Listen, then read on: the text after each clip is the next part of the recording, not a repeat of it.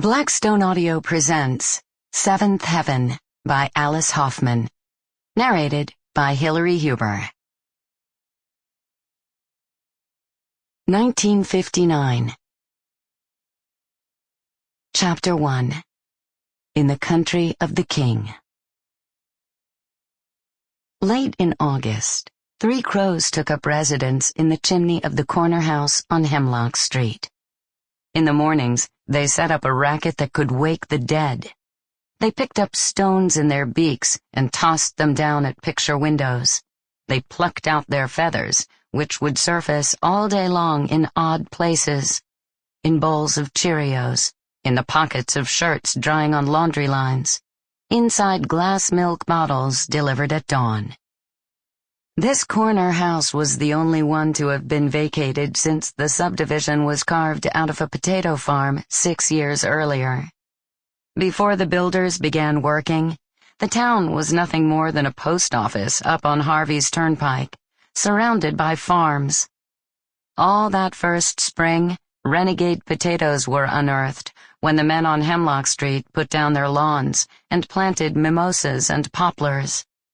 On trash day, there would be heaps of potatoes alongside the aluminum cans. Everything in the neighborhood was brand new. The elementary school, the high school, the A&P, the police station on the turnpike. The air itself seemed new. It could make you dizzy if you weren't used to it, and relatives visiting from Brooklyn or Queens often had to lie down on a couch with a damp handkerchief pressed to their temples. The bark on the trees left fresh green patches on your hands if you dared to climb the thin wavering branches. Each house in the subdivision was the same, and for the longest time, husbands pulled into the wrong driveways after work.